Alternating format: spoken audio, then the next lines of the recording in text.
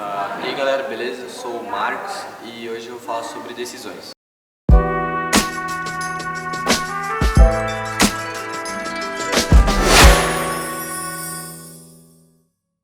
Quando a gente pensa sobre decisões, tem três tipos de decisões ou de onde elas podem vir, que podem acontecer. São as decisões que vêm de Deus, que são as melhores possíveis. São as decisões que partem de nós mesmos e as decisões que partem do diabo, do nosso inimigo. No geral, elas vêm mais como um conselho, um pensamento que ele lança, alguma coisa assim.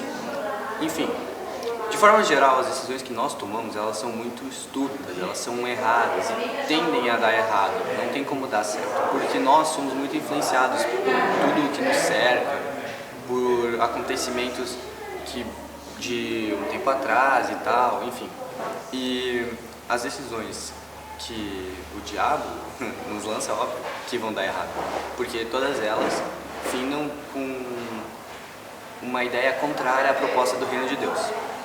Pensando nisso, eu destaquei alguns exemplos aqui que a gente pode seguir. Então, para as decisões nossas, um exemplo de como elas podem ser prejudiciais, a gente tem o caso de Jefté, o gileadita, que está em Juízes 11, no 30 e 31, que nesse contexto, Jefté estava lutando contra um povo e o Espírito Santo já estava com ele, então ele já ia ter a vitória. Mas mesmo assim ele decidiu fazer um voto ao Senhor e ele fala assim que se ele vencesse, a primeira pessoa que saísse da casa dele, ao encontro dele, quando ele voltasse, ele ia oferecer em sacrifício.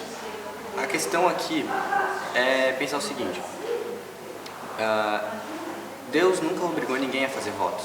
Então, essa decisão que ele tomou não proveu de Deus, foi totalmente dele. Óbvio, ele teve a vitória, ela já estava certa, porque, como eu disse anteriormente, ele já estava com o Espírito Santo. E quando ele volta para casa, a primeira pessoa que sai é a filha dele. E por mais que Deus nunca tenha pedido nenhum tipo de sacrifício humano, ele fez um voto, então ele tinha que cumprir.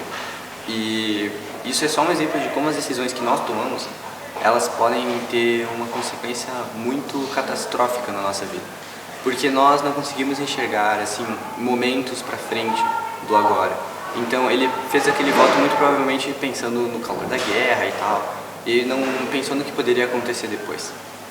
Nas decisões que o diabo influencia, a gente tem a clássica, que é a queda do homem no Éden, quando Eva toma o fruto e come por uma influência que veio do diabo. Como eu disse antes, a gente é muito influenciado pelas coisas ao nosso redor. E o interessante é que quando a gente pensa nas decisões que provêm do nosso inimigo, já está aí, ele é nosso inimigo. Tudo que ele faz é para nos destruir, é para destruir o reino de Deus. Então a gente tem que lembrar, se o reino de Deus está na gente, então é para nos destruir também. E por isso elas não servem para nós. Agora, as decisões de Deus, elas são as melhores. Por quê? Porque Deus é o Deus da sabedoria, Ele é Deus da graça, Ele é o Deus da força e de muitas outras coisas mais. Ele é onipresente, onisciente, onipotente e tudo isso culmina em um ser que pode tomar as melhores decisões possíveis. Tudo o que Ele faz é perfeito. E Ele não se arrepende de nada, porque tudo o que Ele faz é perfeito, não há erros. Agora, um ponto é o seguinte: Deus toma as decisões e Ele determina as coisas. Só que, quando elas chegam na gente, nós temos três opções. Por mais que sejam a melhor das decisões, nós podemos obedecer, desobedecer ou obedecer parcialmente, que é a mesma coisa que desobedecer. Alguns exemplos disso: por exemplo, quando a gente desobedece, a gente está fazendo o que Jonas fez. Quando Deus manda ele para Nínive, mas na verdade ele vai para Jope pegar um navio para Tarsis. A gente sabe o final da história. Jonas acabou indo parar no mar, no ventre de um peixe, e foi parar em Nínive, porque Deus determinou que isso tinha que acontecer. A obediência parcial seria mais ou menos o que Saul fez, quando Deus manda ele destruir totalmente os amalequitas. Ele destrói os amalequitas, mas ele pega uma parte do espólio de guerra para oferecer em sacrifício.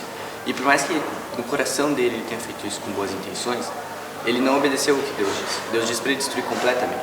E isso, para Deus, é desobediência.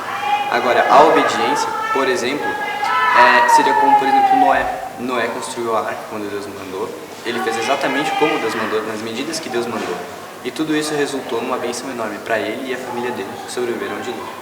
Por isso, a mensagem e a moral que fica é que nós devemos sempre optar pelas decisões de Deus e obedecê-las integralmente.